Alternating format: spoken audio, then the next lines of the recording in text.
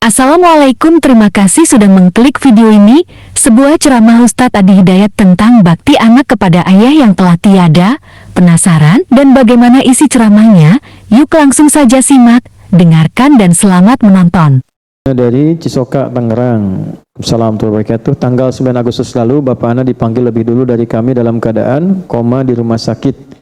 Pertanyaannya, apakah Bapak saya meninggal dalam keadaan baik dan tetap keislamannya sedangkan tidak mengucapkan kalimat Allah, tapi kami sudah membisikkan dengan kalimat Allah di kuping Bapak yang sudah tiada, dan apa sebaiknya kami lakukan untuk kemuliaan Bapak, khususnya untuk kami anak-anaknya?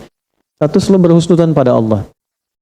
Kalau Allah sudah titipkan sakit, misalnya koma, tidak bisa melakukan apapun, husnudzon dulu dengan syukur kepada Allah bahwa semua fungsinya menjelang wafat ditutup untuk berbuat maksiat.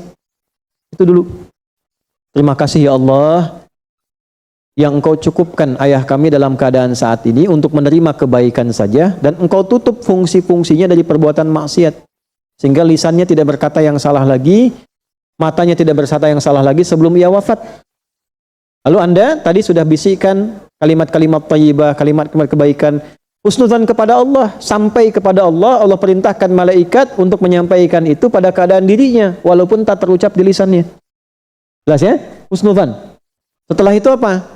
Setelah itu wafat, meninggal, diselesaikan semua kewajiban beliau.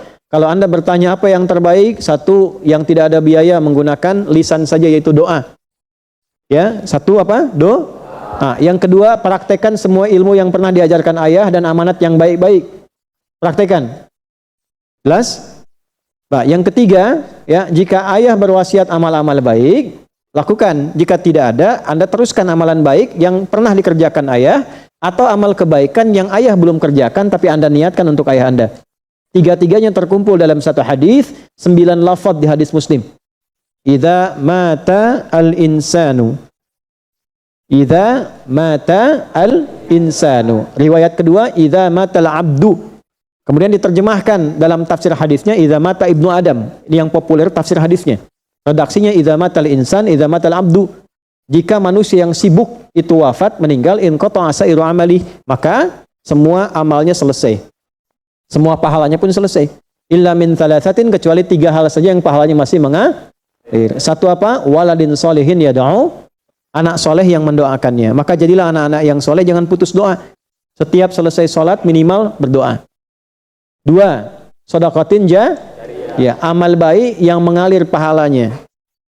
Ya, jadi apa itu? Kalau ayah punya amal baik yang sudah ia kerjakan dalam hidup, misalnya pernah ikut renovasi masjid, ya, selama orang sholat di situ beliau dapat pahalanya. Nah, ini yang saya maksudkan. Kalau tidak ada yang ditemukan amal begitu, Anda niatkan.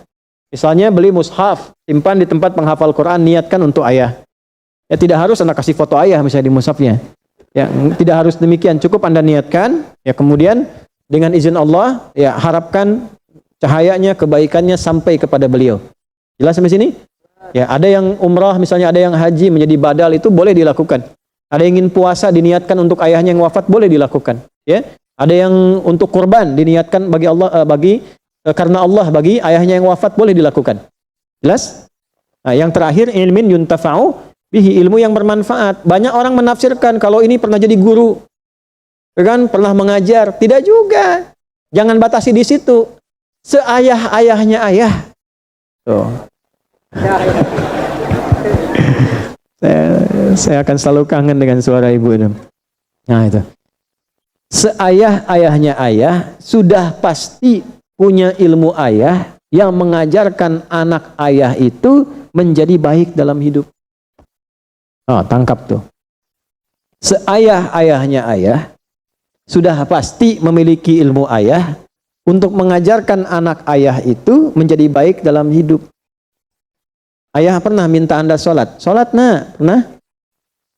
Pernah diajarkan jujur? Pernah? Pernah diajarkan baik? Pernah? Pernah diajarkan jangan berkata kasar? Pernah? Ketika Anda praktekkan itu, diniatkan kepada Allah untuk ayah Anda, seketika pahala mengalir untuk ayah. Gitu. Nah, makanya saya sering katakan gini, kalau bisa anak-anak bapak ibu, anak saya, anak kita, usahakan ngaji pertamanya dari orang tuanya. Minimal Fatihahnya. Sehingga ketika meninggal anak itu baca Fatihah, setiap baca dalam sholat itu jadi cahaya di alam kubur untuk ayahandanya. Usahakan. Usahakan pernah di lisan kita itu membimbing anak. Nah, itulah ilmu yuntafa'u bihi. Ingat, makanya kalau sudah dapat Quran, ya, saya selalu katakan pada anak-anak kami di pesantren juga di sekolah, ya, terutama ayahnya yang sudah meninggal, kalau kangen tuh baca Quran. Atau sehari kalau ada nggak sholat tuh ingat, nggak jadi cahaya buat orang tua. Nah, itu yang membuat kita semakin rajin meningkatkan ibadah itu ya. Insya Allah.